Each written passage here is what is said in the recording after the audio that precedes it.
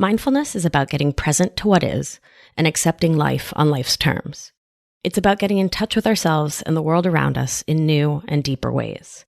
It's about creating cognitive distance between ourselves and our thoughts so we can ask the simple question, does this thought I'm having serve me, or is it something I can release, let go of, change?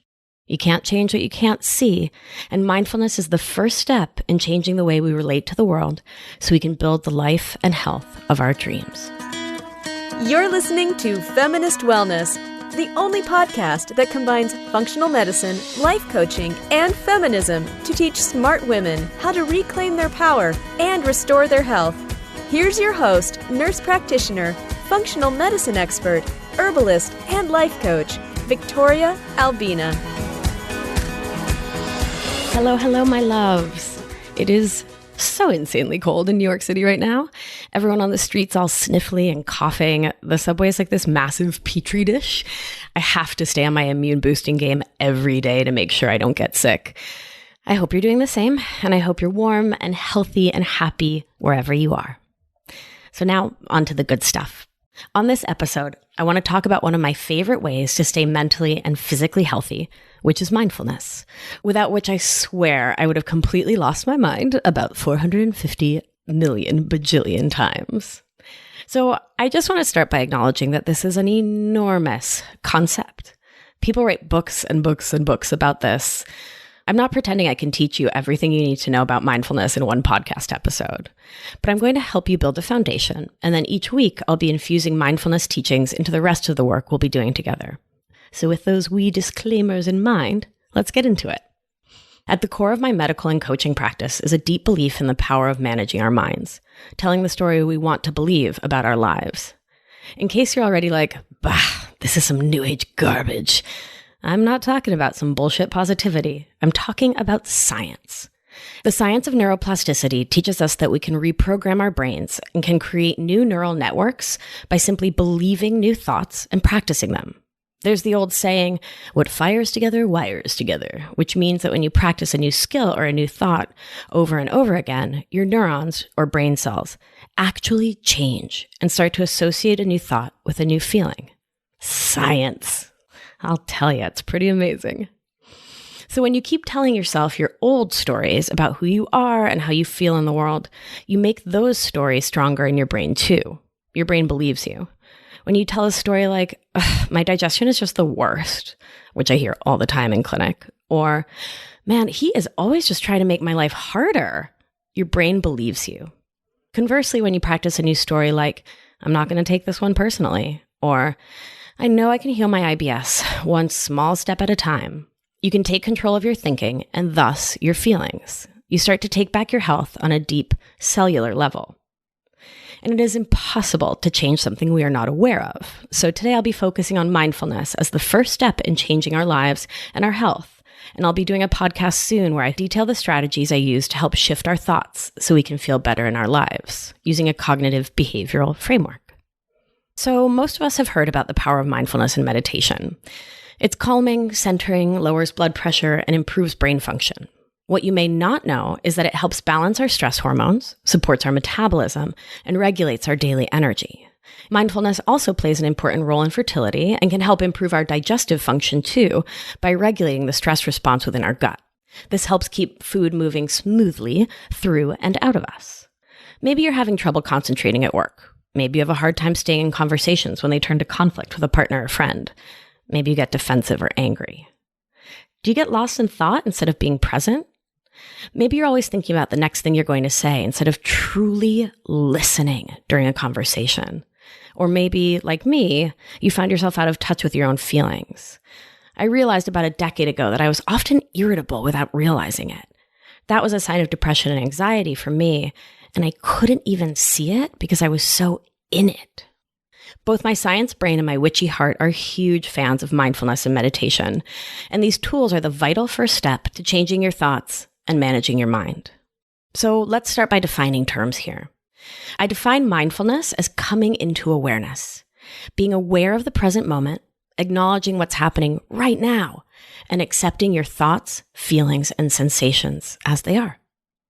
Meditation is defined as the action or practice of meditating, which is kind of just like taking mindfulness to a different degree. So today I want to focus on mindfulness as a step on the road to meditating and to getting in touch with our minds and being more present in our lives. I want to introduce the concept of being our own watcher, a term I first heard from the writer Eckhart Tolle. I devoured his books when they first came out, and I want to give a shout out to Oprah for teaching me about him. Thank you, Oprah, for all you do. And his work has deeply shaped my understanding of who I am in this world. This quote really struck me and has stayed with me. Be the silent watcher of your thoughts and behavior.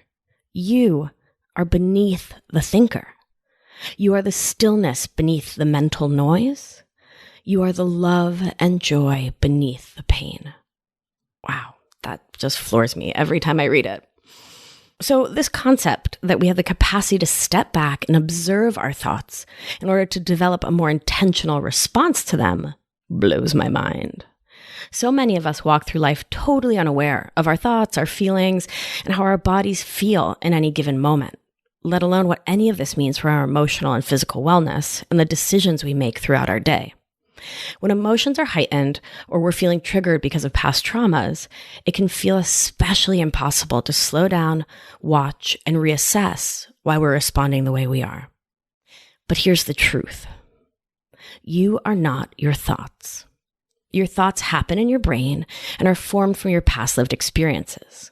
But you are not your thoughts. Your thoughts and feelings are a part of you, absolutely, but they don't define you. Because I think anxious thoughts, I come to feel anxious. But that doesn't mean that I am anxious. It means I'm experiencing the symptoms of anxiety, not that I am anxiety personified or that I am an anxious person. I'm simply a human thinking anxious thoughts that are leading to anxious feelings. I don't have to identify with those thoughts and make them mean something about me. They're just thoughts and feelings happening on autopilot. If you're allowing yourself to believe that you are your thoughts and your feelings, then however can you change the way you feel? When I take a step back and become my own watcher, I can create that space to observe myself. I can assess and evaluate where my thoughts are coming from, and can intentionally decide how I'll respond to those thoughts, and can get clear on how I may or may not be bringing past experiences or coping mechanisms into the current moment unnecessarily. This is a complex process to learn. I get it. Sometimes thoughts can feel automatic, like sadness, anger, frustration, or judgmental thoughts and feelings. There was a time in my life when judgmental thoughts were my absolute norm. I wasn't even aware I was doing it. I had some comment to make about everyone and everything in the world, about someone's fashion or someone's comment in class. Things like, wow, way to prove that there are dumb questions. Or, oh my God, was her apartment on fire when she got dressed this morning? Like that's something I used to actually say. It's a little embarrassing to say it out loud to all of you, but there it is. And then one of my best friends pointed this habit out to me by saying, when we judge others harshly, we are likely judging ourselves twice as hard. That hit me like a ton of bricks. I was so not being my watcher. I was not present to or aware of the comments I was making and the way it made me feel about myself and the world around me. Turns out I was judging myself pretty harshly, constantly, without even realizing it. I was projecting that insecurity outward onto the world by being the funny guy. Without even realizing it, I was covering up my own fear of being judged by judging others first. And this practice was hurting me in deep ways, though I didn't even realize it. Increasing mindfulness, getting present in my life on the daily, was the first step in recognizing the habitual thoughts and feelings that were running through my mind without my even knowing it. And this practice of mindfulness was difficult for me at first because I used to be this constantly moving, acting, going, like the Energizer Bunny personified. I was a go-getter, often going in the wrong direction, without pausing to think it through. Slowing down and learning to observe my thoughts has helped me to reclaim power over my own mind and decide what I want to think, say, feel, and not just continue to believe that my thoughts were some kind of fact. And the truth is that for so many of us, it's so hard to sit still. It's hard to witness our own thoughts because when we do, we're forced to sit with ourselves, and that can be uncomfortable. Human brains and bodies are wired to avoid discomfort at all costs. And being still and present with our own thoughts is one of the hardest things that any of us can do. But it's also one of the most vital first steps in getting to know ourselves, to build self-love, empowerment, and to begin being able to examine our habits and the automatic thoughts that occupy our mind all day. So let's dig into why you might want to develop a mindfulness practice. First, we have to get clear on why we're doing it and what we want to get out of it, so that when it feels hard, we have an anchor, a good reason to keep going. So, mindfulness helps us examine and better understand our automatic thoughts, assumptions, and reactions. This concept of being your own watcher.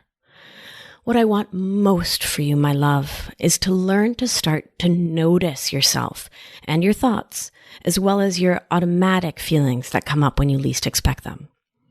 Your feelings come from your prior experiences, your history.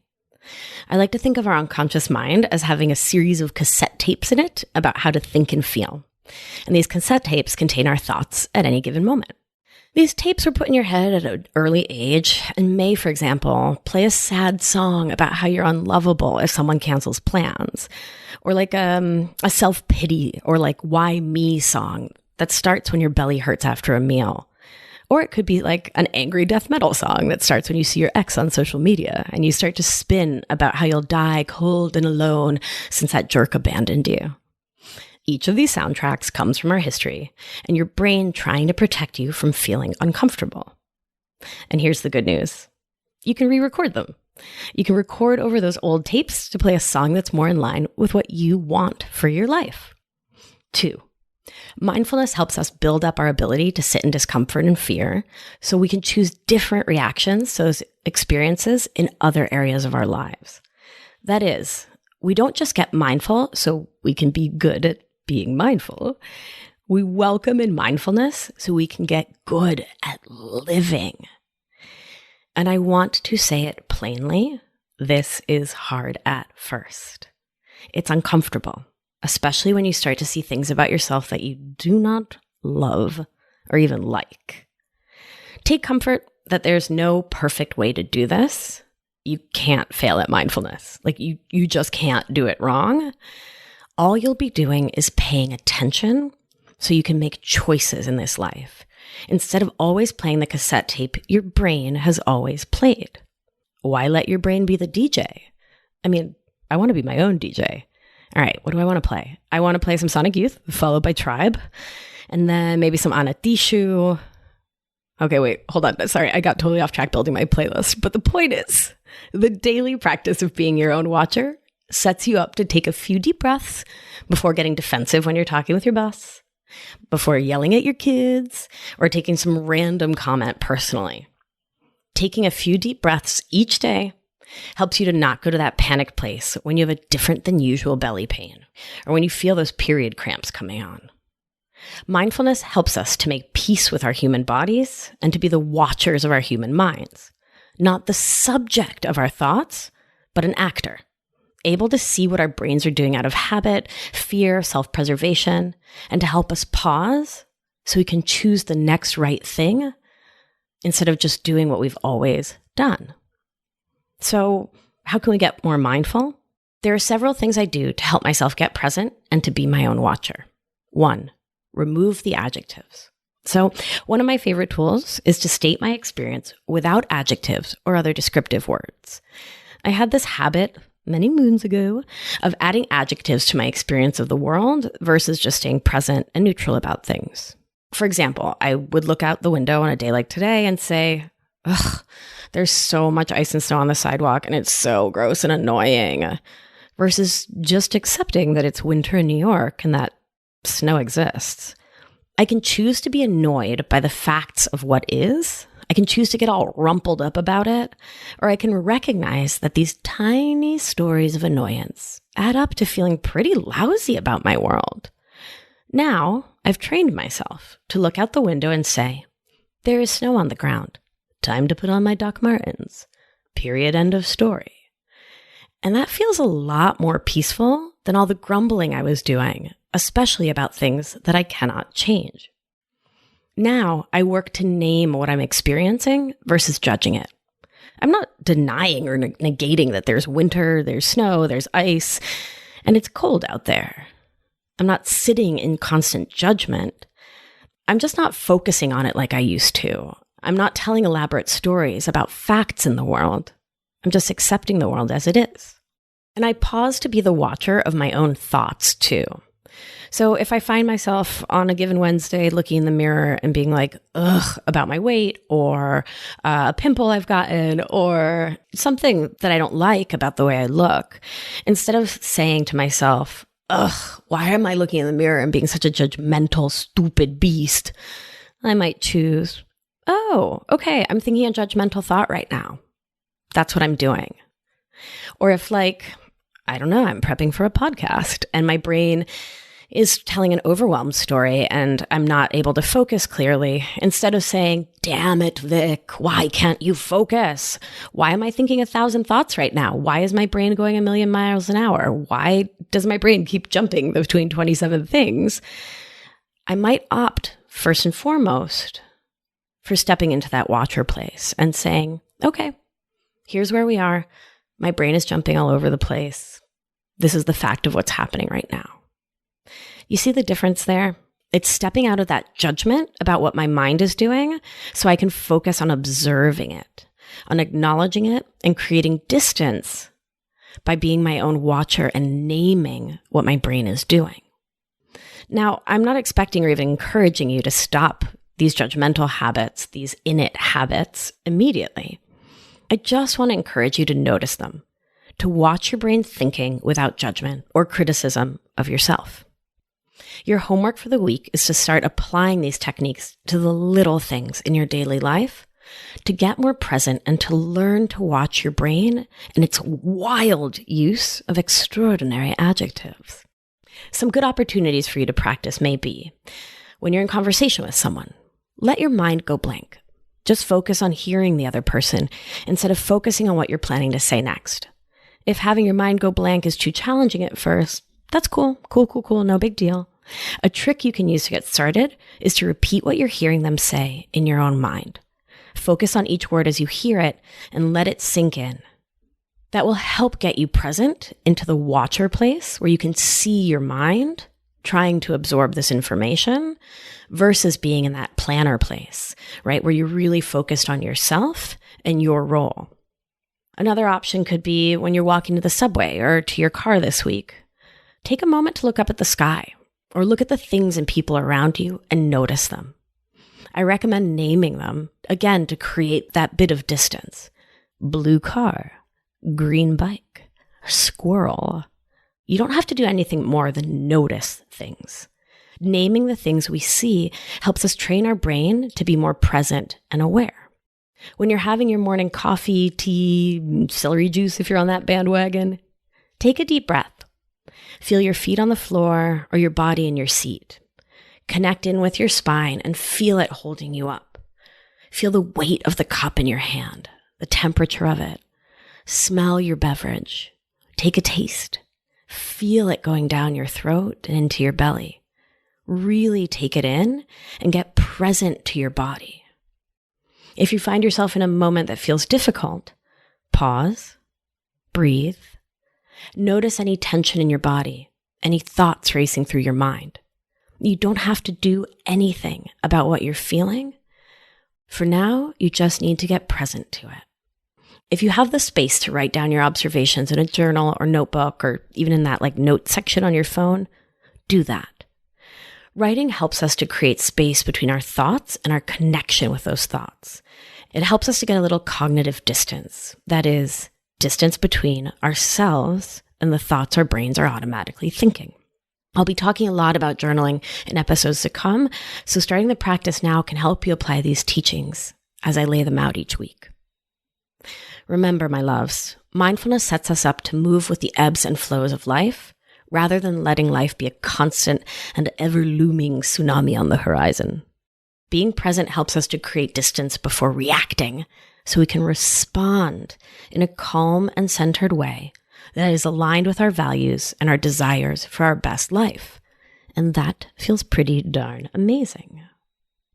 Thanks for listening. I hope this episode's been helpful for you. Do your homework this week. Take a moment to get present each day with your surroundings. Start to notice your thoughts. Start to write them down. Start to see what your brain is doing when it's on autopilot. When those old cassette tapes that were recorded by your mom or your dad, by society, by our culture, start to see those cassette tapes and the string of thoughts that go racing through your brain without your even paying attention. You get to be the actor in your life, and the first step is to get present to it all. Be kind to yourself, and in this process, please remember, when we heal ourselves, we can help heal the world. To celebrate the launch of the show, I'm going to be giving away 5 sets of my handcrafted organic essential oil rollers, an energizing blend called Rise and Shine, and a gorgeous blend I use when I feel tension, stress, or anxiety called Easy Now, that I also use when I need a little help falling asleep. So I'm going to be giving away 1 set of each to 5 lucky listeners who subscribe, rate, and review the show on iTunes. It doesn't have to be a 5-star review, although I sure hope you love the show. I want your honest feedback so I can create an awesome program that provides tons of value. Visit victoriaalbina.com/iTunes to learn more about the contest and how to enter. I'll be announcing the winners on the show in an upcoming episode. Be well, my loves. See you next time and have a beautiful week. Thank you for listening to this week's episode of Feminist Wellness. If you like what you've heard, head to victoriaalbina.com to learn more.